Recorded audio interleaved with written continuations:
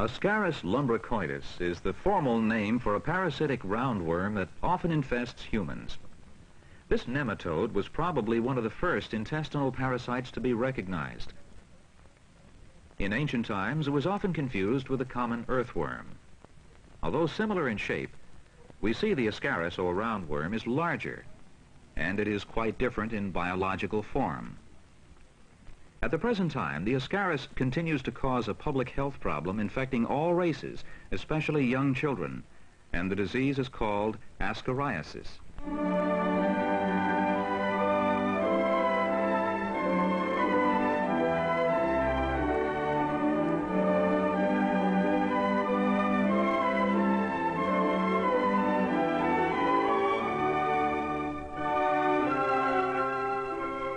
Ascaris infections have been found in the mild climate of the temperate and tropical zones of the world for centuries.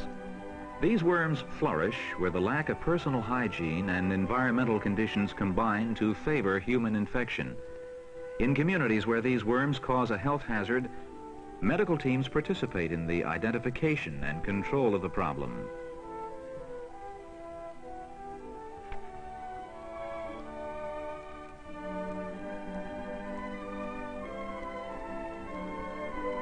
Even though the prevalence of Ascariasis within the entire United States is considered to be less than 1%, it becomes greater than 10% for children in many southeastern coastal regions, and as high as 70% in preschool children in some areas.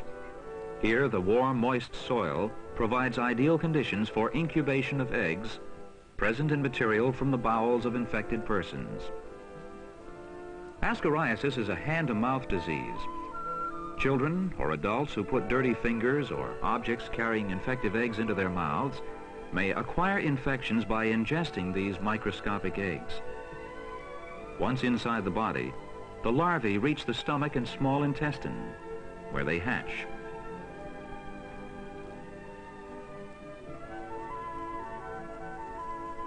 The active larvae then penetrate the wall of the small intestine and migrate through the circulatory system, through the liver and the heart, to the lungs. They lodge in the walls of the air sacs for about 10 days. During this time, they will molt twice to reach a length of about 1/8 of an inch. While in the lungs, this parasite can cause allergic reaction in the host. Repeated infections can cause an increase in the host's sensitivity to the Ascaris antigen. This product of the larvae can cause severe allergic response and respiratory difficulties in infected individuals. In severe cases, this problem can become pneumonia.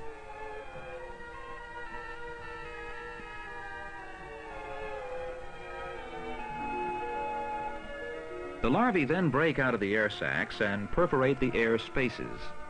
After migrating up the windpipe to the throat, they are re-swallowed through the esophagus and stomach to mature in the small intestine.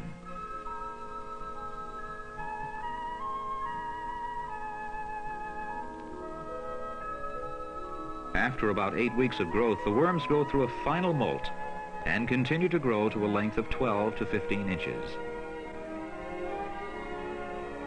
To overcome the uncertain nature of continuing the species, both male and female worms have well-developed reproductive systems. Eggs are stored in the paired uteri, which are readily observable in this dissected female. They coil and loop for a distance more than twice the body length, then narrow into connecting tubes. These again narrow into the delicate ovaries where eggs are produced. The ovaries of one female Ascaris may contain 27 million eggs at one time. Approximately 1% of these, some 200,000 eggs, are deposited daily during a 10 to 12-month lifespan. The eggs are fertilized by the male during copulation, while the female threads her body through the posterior loop in the body of the male.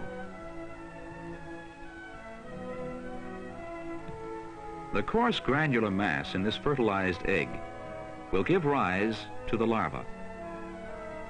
It is surrounded by a durable triple-layered shell. In this enlarged specimen, we see this shell, the innermost layer, a thin but tough membrane surrounded by a relatively thick, colorless middle layer, which is surrounded by an irregular protein layer, the corticoid. When fertilized eggs are passed in the feces onto dirt, they can undergo development if soil conditions are favorable. The larva develops and molts once inside its shell. The egg containing this larva can remain infective for up to 7 years in moist, shady soil. Then any infected person who uses the yard or woods instead of a toilet or privy only continues the problem, not only for the residents of that particular neighborhood, but for anyone coming in contact with contaminated soil from that area. This is especially true since Ascaris eggs are extremely durable. They are resistant to most disinfectants and can withstand temporary immersion in many strong chemicals. When infection with an intestinal parasite is suspected, confirmation by laboratory analysis is usually standard procedure. The analysis most widely used for diagnosis is the microscopic examination of feces. In using the direct smear technique, a small amount of fecal matter is removed from the sample, diluted and homogenized in a drop of saline. The characteristic eggs are then easily seen through the microscope.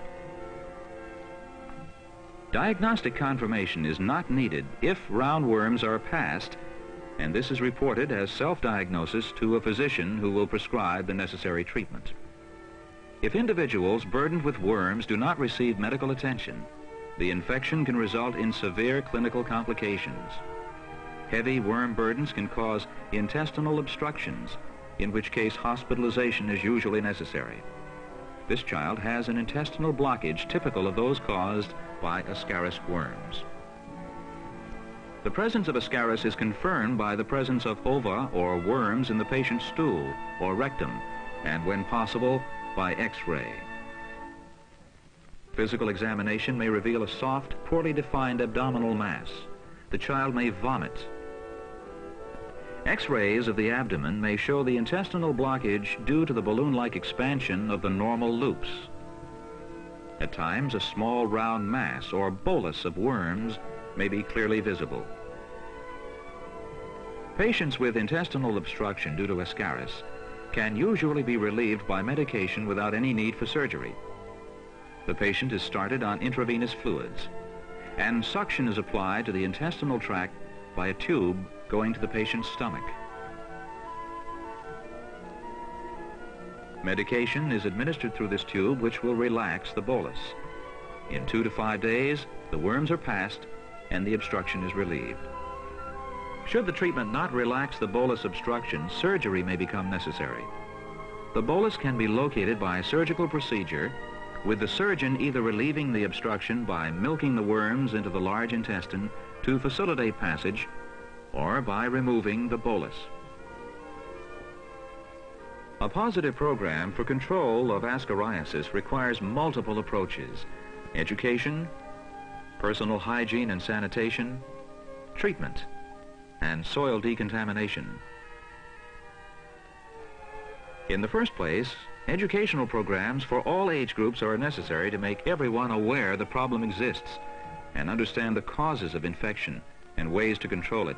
Special programs with films and other materials for preschool children can be shown in the classroom. Children should be taught how to prevent infection with worms through the practice of correct personal hygiene. Special emphasis must be placed on the importance of washing hands and using toilet facilities. Parents must also be informed, sometimes on a one-to-one basis, of their responsibility to keep themselves free of parasitic infection and to keep their premises free from contamination with these eggs. But education alone is not enough. Properly working toilets or privies must be available for the disposal of body wastes, as well as a clean water supply. Sanitarians will inspect site locations and approve construction plans for septic tanks or privies. Add-on bathrooms are a solution in many areas where substandard housing is a hazard to health. Treatment of all infected individuals is the responsibility of health officers and private practitioners. Doctors can be alerted to the symptoms of these worms during routine physical examinations.